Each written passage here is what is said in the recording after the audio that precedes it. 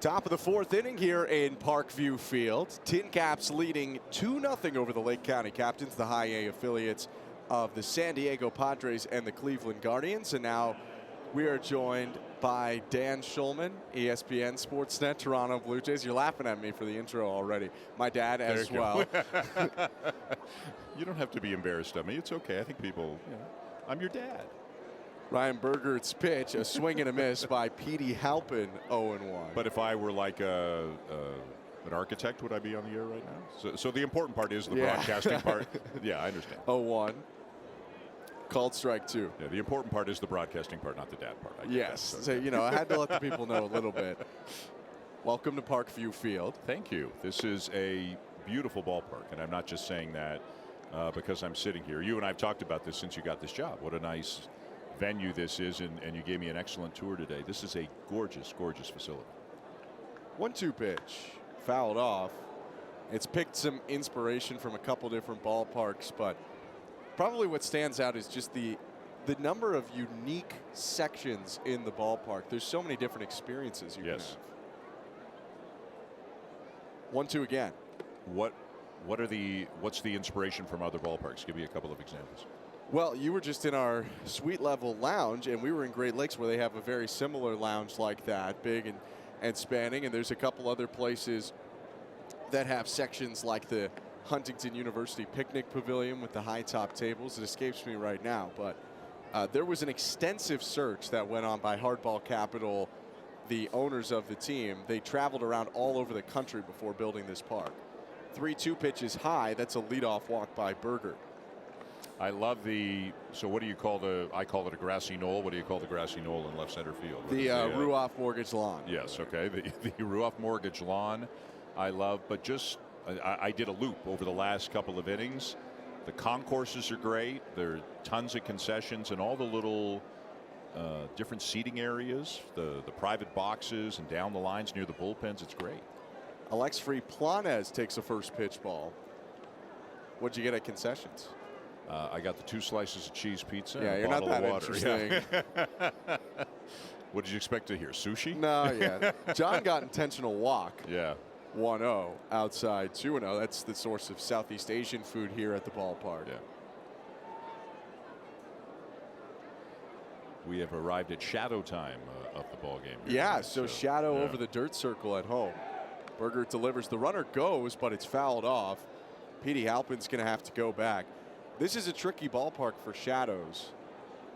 It's like this almost every game where around the 3rd or 4th, right before the plate, it switches. And you would say advantage pitcher? Yes. Oh, absolutely. When the ball starts in the sunlight and then goes into the shadows. 2-1 cut and a miss, 2-2. Yeah, I don't know. I haven't seen, you and I have read analytical studies on just about everything. I don't know that they have a shadow study out there, but I would bet anything. I'll tell you when I used to see it is all-star games on the West Coast. So they would start at 8 o'clock Eastern, 5 local. 2-2 is hit into the left center field gap. Cut off by Acosta, but not before Halpin gets to third. He's held up right there. It is a no-out double. And there are runners on second and third. The captain's threatening. So the West Coast All-Star games? So the games would start at like 5:30 local time. Dave Steve of the Blue Jays started one. I can't remember the year, maybe 82 or 83. And in the first couple of innings, like nobody would even foul a pitch off in those games because it was just tough shadow. So I like how the second baseman there, anticipating a possible relay to the plate. Once the shortstop got the relay throw, the second baseman lay flat on the grass in front of the shortstop to get out of his way. Kelvin Melian, he's an experienced player. Here's Raynel Delgado up. The pitch. High fly ball to right center field. Acosta tracking back. He looks up, and it's off the wall. Halpin comes in to score. They're waving home Planez.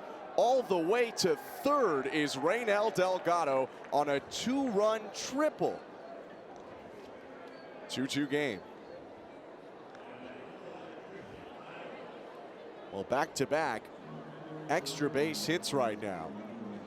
And Lake County Captains are rolling.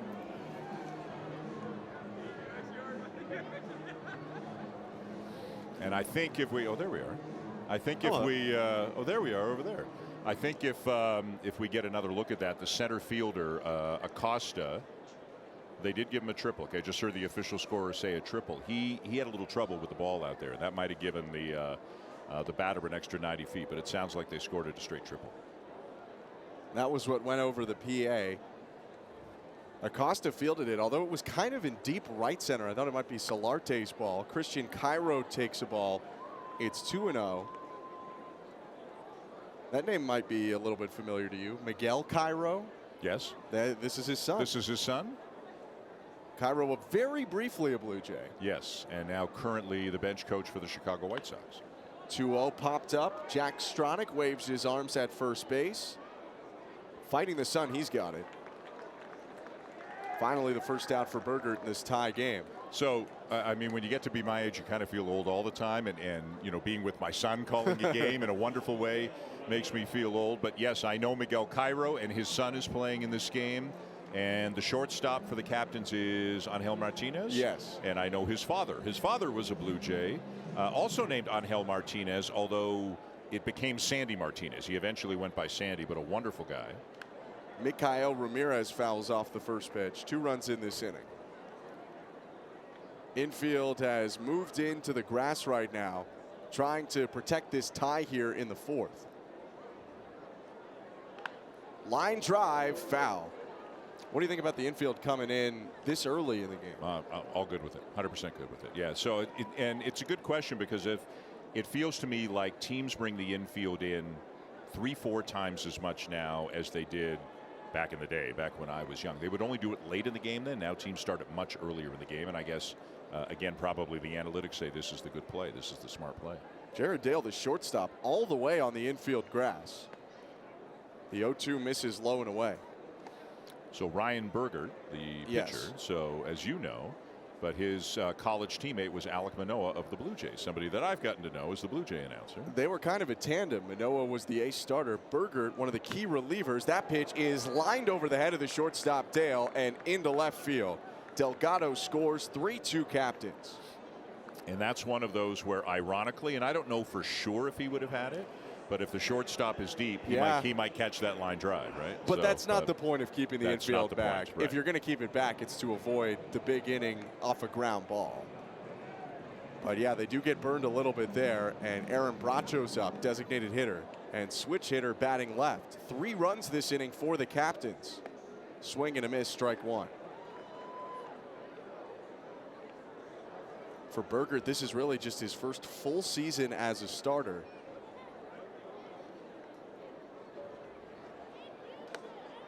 He was a Tommy John guy, you said? Yeah, 2020, goes out to the Northwoods League with Fond du Lac, the Dock Spiders, and just felt something that wasn't right in his elbow near the end of the season. 1-1's a called strike, but you've seen with Manoah, I mean, he was a guy who at one point was struggling to be a starter too, not in the time you were calling him, but he has quickly and effectively turned that around. He's become an all-star level starting pitcher at the big league level.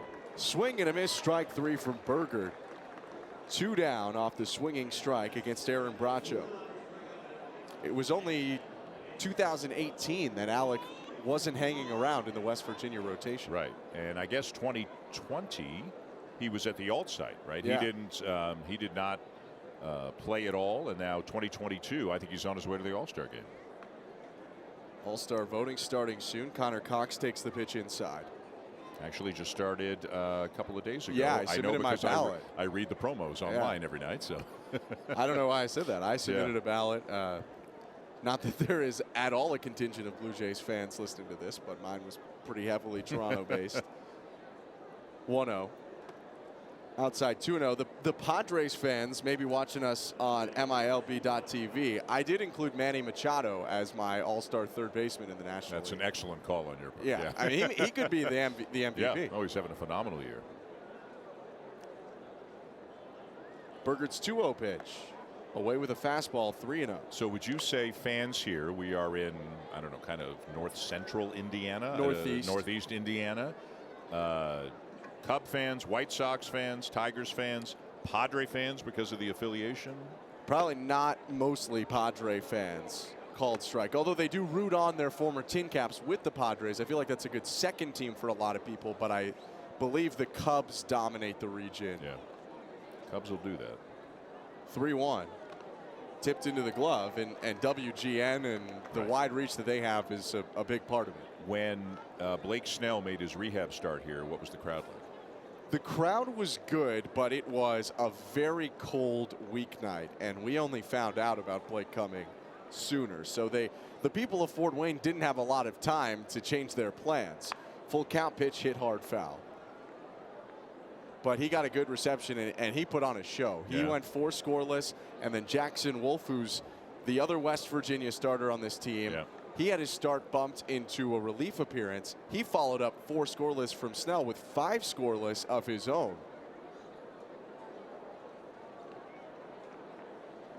Berger trying to get out of the 4th. Runner leaves, and it's outside. Second walk of the inning for Ryan, 3rd in the game.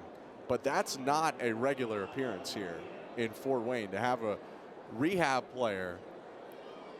And now some action going on in the pen. It's Dwayne Matos getting loose for Fort Wayne. Looking at your game notes right now that you put together to get a little bit of information on You're looking at John Vicari's I'm looking game at the Lake notes. County game notes. Now I'm looking at your game notes. But his are great too. Yeah. Quick check on Berger by Brandon Valenzuela. 3 runs in this inning. Lake County has taken the lead from Fort Wayne, which held it 2-0 after a 2-run home run from Brandon Valenzuela. 2 extra base hits, 3 hits total. And it's actually Gabe Morales warming up in the pen, pardon me, as Brian Esposito comes out. And it looks like they're going to be ready to make a change here. He has not taken the ball yet.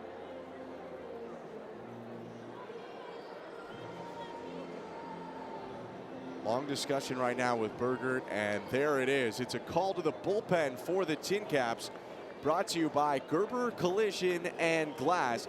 Visit GerberCollision.com to learn more and get it to Gerber. It's the left-hander from Venezuela coming in next, Gabe Morales, when we come back.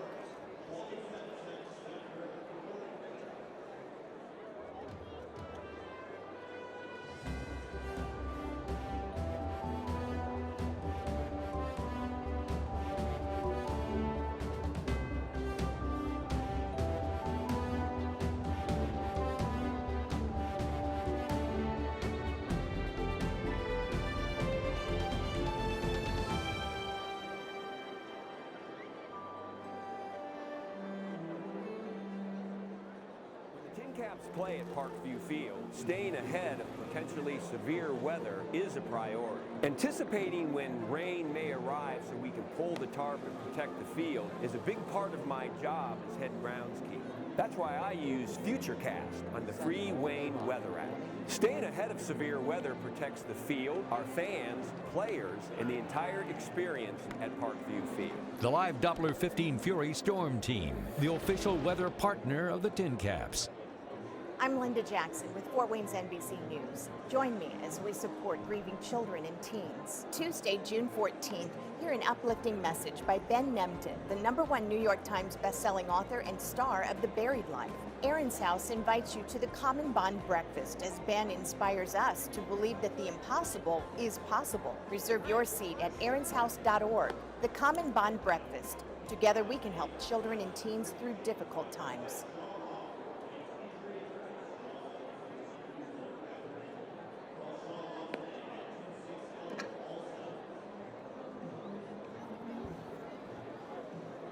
Pitching change for the TinCaps. Gabe Morales in this pitching change is brought to you by Shaw Law, Fort Wayne's injury attorneys. Injuries can change your life for the worse with medical bills and lost wages, but Shaw Law gets you the money you deserve after an injury. It's easy. Call or text 260-ALL-7s. Shaw Law. It's easy and free until you win. Ryan Berger stayed done in the middle of the 4th, and with runners on first and second, it's a first pitch strike on the switch hitter batting right, Angel Martinez. With my dad, Dan Shulman, I'm Ben Shulman here in downtown Fort Wayne. TinCaps were leading 2-0 after a 3-run top of the 4th. Morales kicks and deals, and that's called strike 2. Gabe's a left-hander, somewhat recently added to the TinCaps roster out of Maracaibo, Venezuela. International signing back in 2016, has made it as high as AA in the San Diego system. Trying to bail out Burgert with just 3 runs allowed in this inning. Time asked for by Brandon Valenzuela, the catcher, granted by Justin Juska.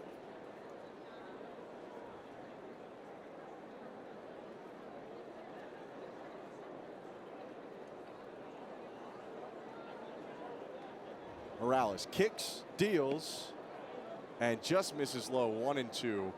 Well, before we went to break, you had mentioned, you know, Sandy Martinez, Angel's dad. What type of player was he? He was a left-hand hitting catcher, nicest guy in the world. Hit okay, good catcher.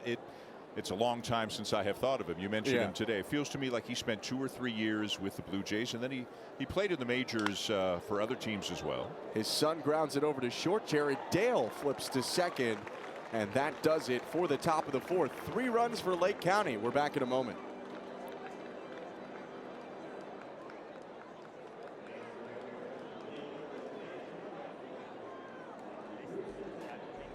One of my friends just told me to do it just to try something different, and I ended up really liking it. I know what I want to do now. I want to be a superintendent and a supervisor at a job site. If I didn't come here, I wouldn't know what to do right after high school. Try different things because life flies. I'm already about to graduate. I didn't think I would be here so fast. So just try different things and you might actually like it.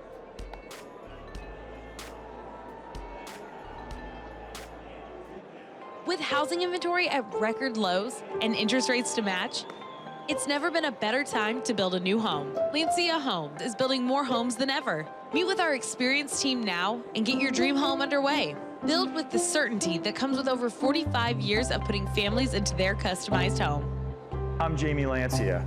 Thank you for letting my family take care of your family since 1975. Lancia Homes, building homes and lasting relationships since 1975.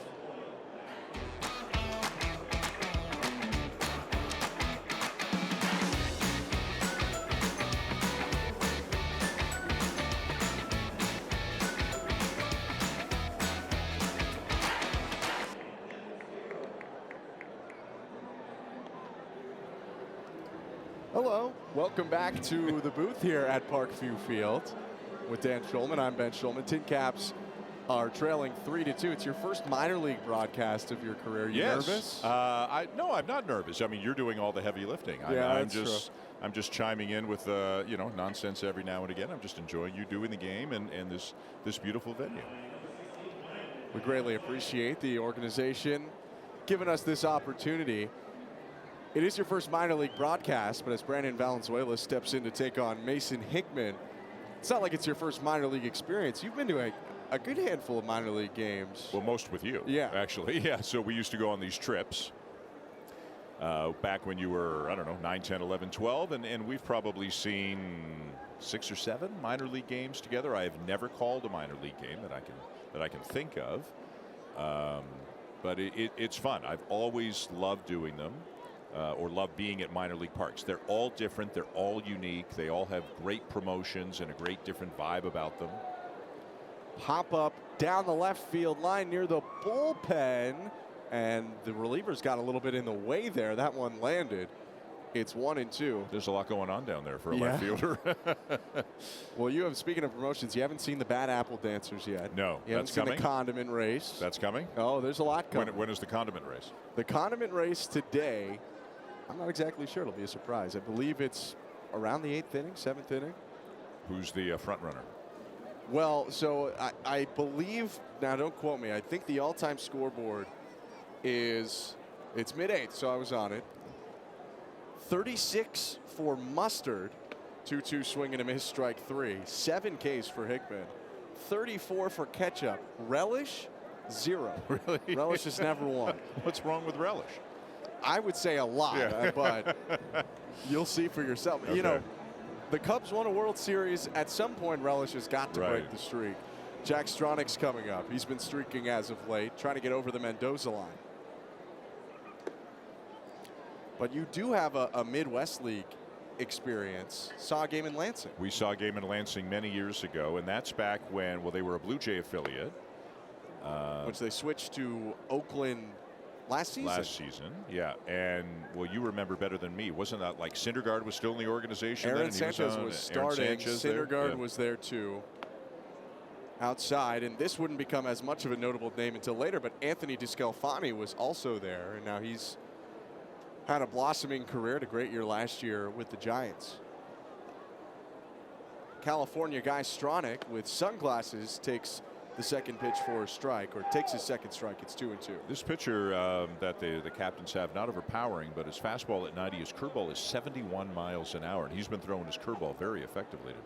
Yeah, you don't see a ton of guys with a fastball at 90 these days in the minors. A lot of high heat stuff. Hickman's big curveball drops low, 3-2. But, you know, that's the kind of curveball that gets you to Vanderbilt. Pitched in the clincher in the 2019 national championship. Oh, wow.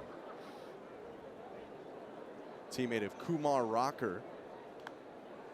That pitch is fouled off on 3-2, and we'll do the full count pitch again. Have you gotten a foul ball in the booth here?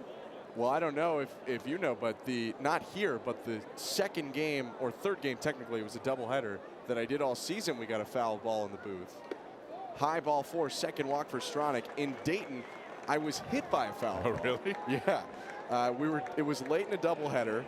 It was my first series, and admittedly, late in the doubleheader, you're not as energetic as you were earlier, and I truthfully didn't believe the ball was coming over the net and hitting me. I just thought, you know, you flinch a ton, it's going to hit the net or it's going to hit the window. So you never got your hands up or anything? At the last second, I moved my hands.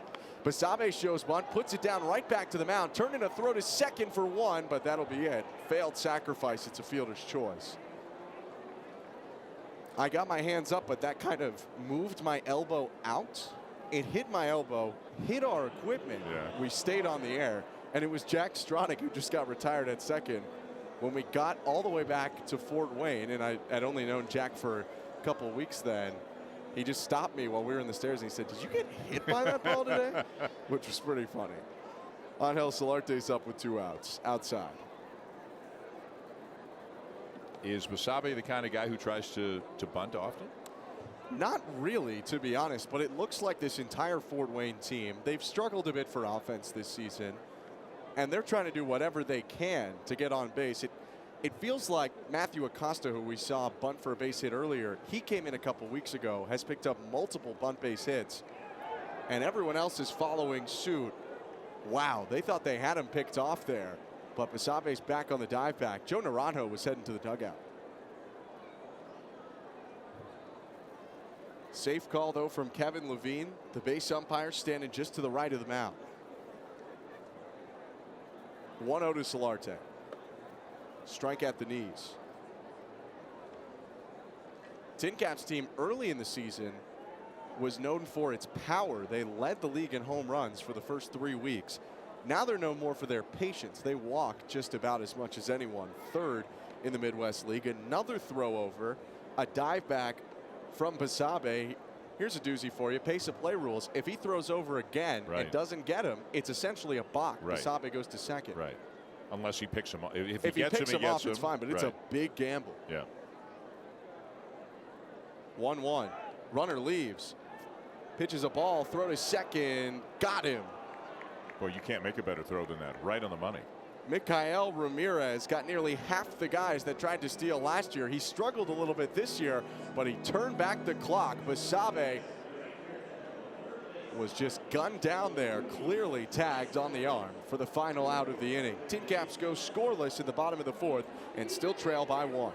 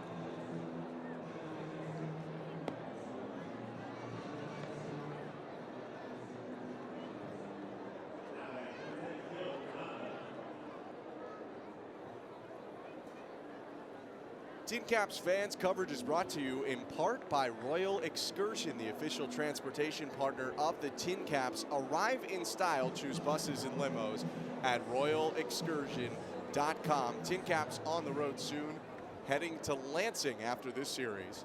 Second inning of work for Gabe Morales. He misses inside 1-0. With Dan Shulman, Blue Jays broadcaster, ESPN college basketball and baseball broadcaster, and my dad to my left, I'm Ben Shulman, 1-0. Inside 2-0. You stipulated that I say that at the beginning. It's fine. I'm just kidding. An occasional Canada basketball FIBA guy. Sure, well, so, yeah. sure. Well, speaking of, you've been more than an occasional visitor to the state of Indiana. Yes. In your time Yes. with ESPN doing college basketball. Very much so. Swing and a miss. So, as you know, I love college basketball and have had many opportunities to do games at Notre Dame, at Purdue, at Indiana, and I've done one game at Hinkle Fieldhouse in my life. I did one Butler game. 2-1, called strike 2. They beat Gonzaga on a last-second shot. But as you know, my favorite ever of 27 years of college basketball at ESPN, my favorite game ever was Indiana over Kentucky when Kentucky was #1 back in 2011. Christian Watford with the shot that won it at the buzzer. 2-2 misses low, 3-2. It's one of the biggest moments of Indiana recent basketball history. Yeah. Now, Yeah. Brett Rump will go talk to me about 1987, 13 years before I was born, Yeah. when Indiana beat Syracuse in the national title game. Full count offering, just a hair outside. Have you been to Indiana? You I have not been to Indiana. I have not been to Indiana. Yeah. It is a spectacular place to see a game when the Hoosiers are good. Like when the Hoosiers are, I don't mean top 10 good, just when they're good. The fans there are unbelievable. The noise is unbelievable. I'm a sucker for the candy stripes and the whole thing. And You own the candy stripes. I own the candy stripes. I'm I not don't know how allowed to much take you them out wear of the. them, I'm not yeah. allowed to take them out of the drawer much, but I'll tell you another place. Well, I'll let you introduce Petey Halpin here and get this started. But I got something else. He already kind of did it for me. Here's No. Halpin. Swing and a miss. So I get asked a lot if I do radio shows or interviews or whatever about what are your favorite college basketball places to go see a game. And I always say the same thing. Number 1 is Kansas. Number 2 is Duke. Number 3 is Indiana. When they're good, I qualify it. And then, but I always say, but there's one other that I think is as good as any of them. It's fantastic, and people maybe don't know as much as they should about it nationally.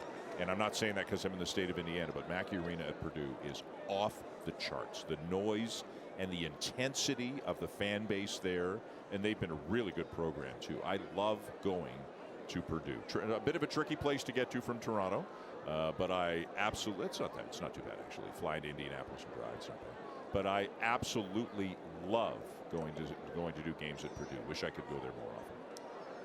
They were really good this year. Jaden Ivey is going to go high in Very this year's high. NBA draft. High pitch there, 1-2. Also, Caleb First, Fort Wayne native. Oh, really? Yeah. Okay. This is my first time ever in the city of Fort Wayne, though. I've never been to Fort Wayne before tonight. So you've been to South Bend. West Lafayette. Huge sweeping curveball there. Bloomington. Indy? Oh, yeah. Been in Indianapolis. Did some Pacers games back when I did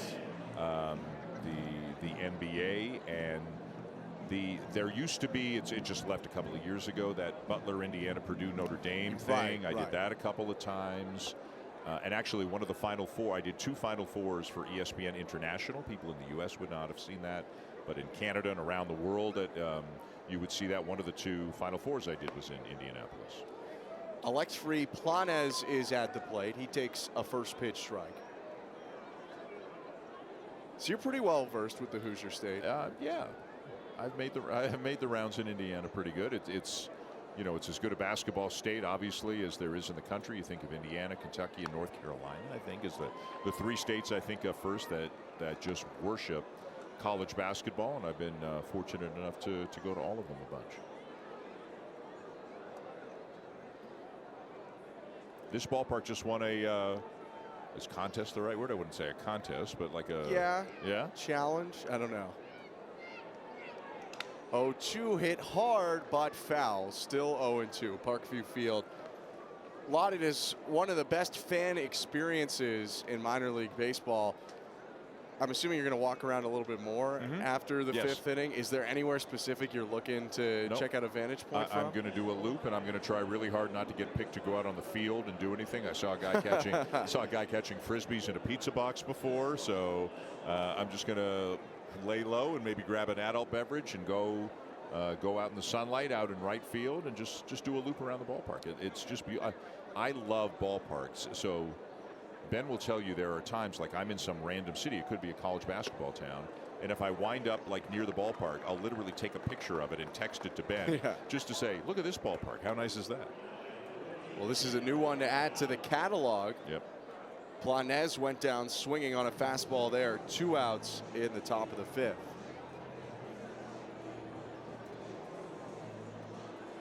So the playoff format is 2 halves. You start fresh after the All-Star break? Yeah, it's kind of like the lockout season Major League Baseball had. So we're in game 54.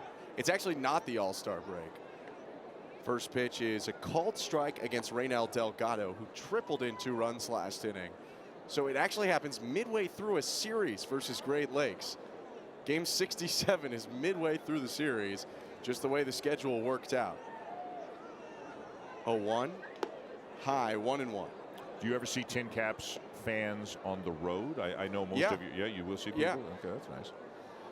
I saw TinCaps fans in Appleton, Wisconsin, which was the shocking one. That's a 7-hour drive from here. Do they live there, or did they drive there from here? They live there, but they formerly lived here. 1-1. Low 2-1. And also, I mean, you get, this is conditional, but you get family that travels to certain areas, like Brandon Komar, the starter in the first game of the series. He's from Elkhorn, Wisconsin, so his family showed up there in Appleton. But yeah, you do get traveling crowds. The closest team to the TinCaps is actually on the other side of the Midwest League, in the West rather than the East. The South Bend Cubs pop up to the right side. Long run there for Melion, who gets called off by Solarte in right, and he makes the catch to end a scoreless top of the 5th inning. 3-2 for the visitors here at Parkview Field.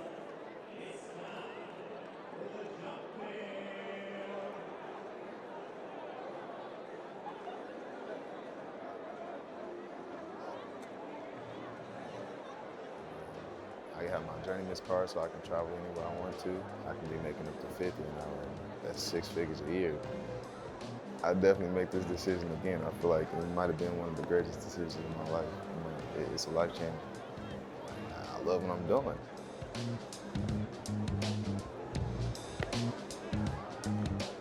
Hi, Mr. Friendly here. You know, at your local independent Do It Best, we've got great deals on a huge selection of items. Take our exclusive line of Channel Lock branded products. Channel Lock has long been known for quality and reliability, designed with the professional in mind, but affordable for the do-it-yourselfer. We're proud to bring you this great product line. So shop close to home with folks you know at your neighborhood Do It Best.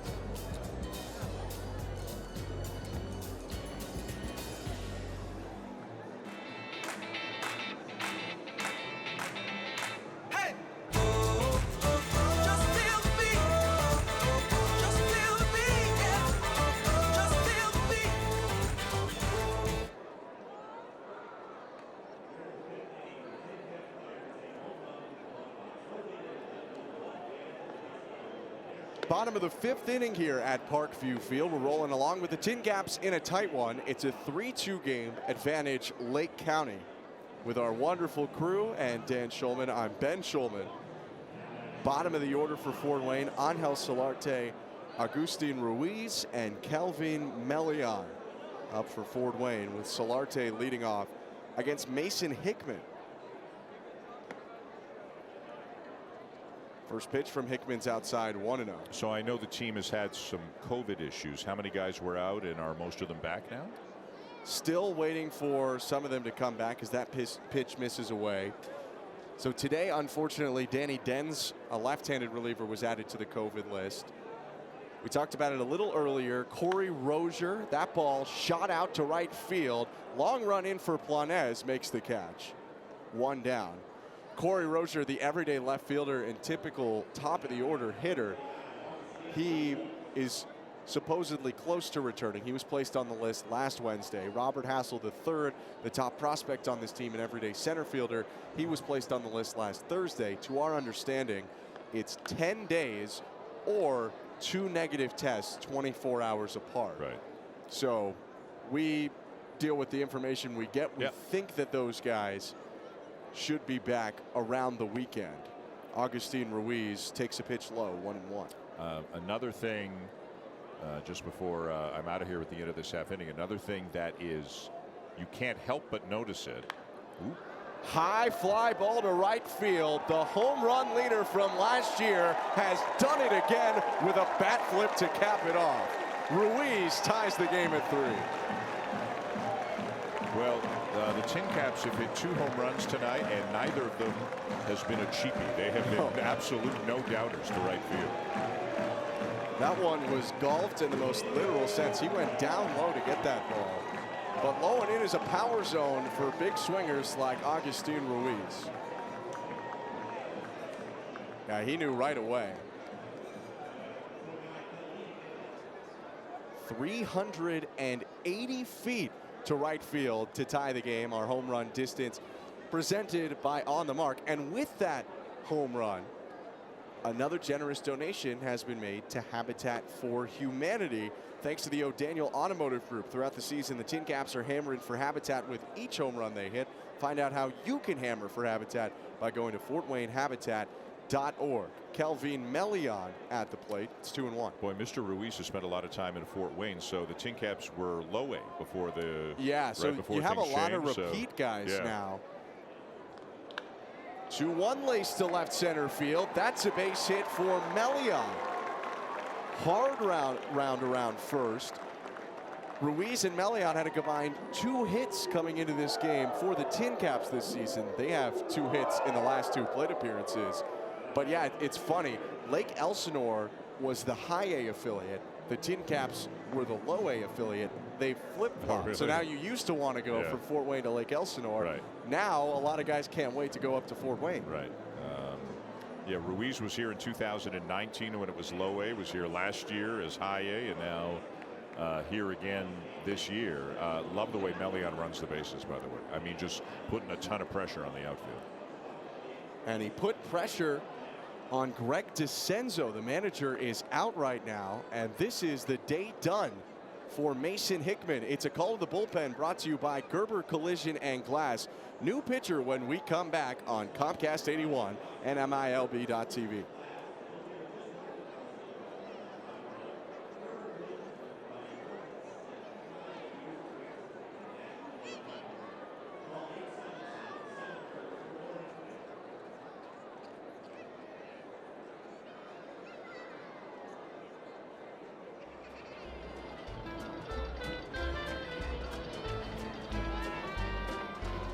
Dental pain can start like that, but always ends with a call to 1-800-TOOTHACHE.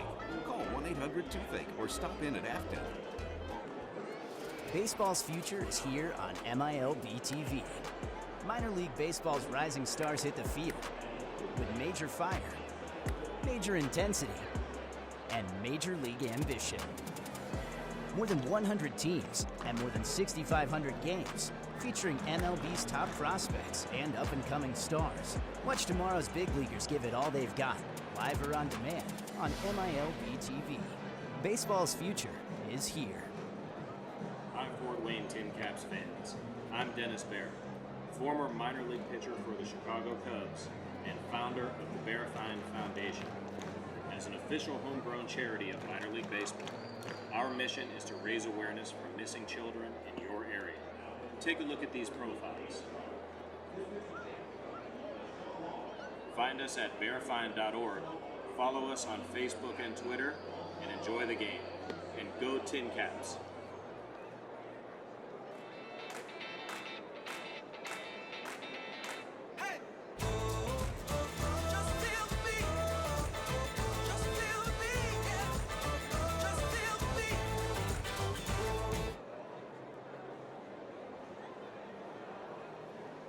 Bottom of the 5th, it's now a tie game and a new pitcher for Lake County. Davis Sharp is in after the pitching change, and Jared Dale fouls off his first pitch.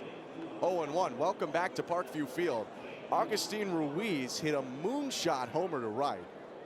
That tied the game up. Kelvin Melion followed that up with a single, and now it's a pitching change brought to you by Shaw Law. Call 260 all sevens. And you had mentioned that you were considering getting an adult beverage. Well, the great Morgan Olson has brought one for you. The great Morgan Olson. So this is a team beer. The team makes beer? Yeah. This is the best minor league team in the country. 0-1. Swing and a pop-up right side of the infield. Second baseman Christian Cairo hauls it in. Well, I'm not going to open it till I'm off the air, obviously, but I will sample this when we get off. But this is so cool. How and why does a team make beer? I would say answer one is because they can. Yeah. And yeah, it's their own spin. It was a new initiative by the marketing group this year. There it is, 1301 Brewing, and the ballpark at 1301 Ewing. I figured, yep. Matthew Acosta's at the plate. Swing and a miss. You'll have to let us know how. I will. Absolutely. Before you kick me out is. of here, this is my first game ever with a pitch clock. How do you like it? It works. It works well. And do you notice it that much? No, but I'm not bothered by stuff like that. I you know, like basketball used to exist without a shot clock, and that's the craziest thing in the world to think of. And that was bad. Now, People killed time. That was bad. So major leaguers will grumble, but it's coming. And within 2 months, I think of it getting to the major leagues, whenever that is, I think it'll be fine. And I know, like you and I often both start games at 7 o'clock, and I'll be in the 6th inning, and I'll get a text from you saying, we're done, or something like that. So 0-2. Off the handle, looper foul territory near the right field bullpen. Cairo sizing up to the netting. He leaps, and he made the catch, falling into the netting. That's quite the souvenir given away by Christian Cairo. A spectacular catch to end the inning. Thanks so much for coming on. Kiddo, thanks for having me. Thanks to everybody in Fort Wayne who has made Ben feel at home. I know you're having a great experience, and keep on doing the great work you're doing. Thank you very much. TinCaps tied with the Lake County Captains. We'll be back with John in a moment.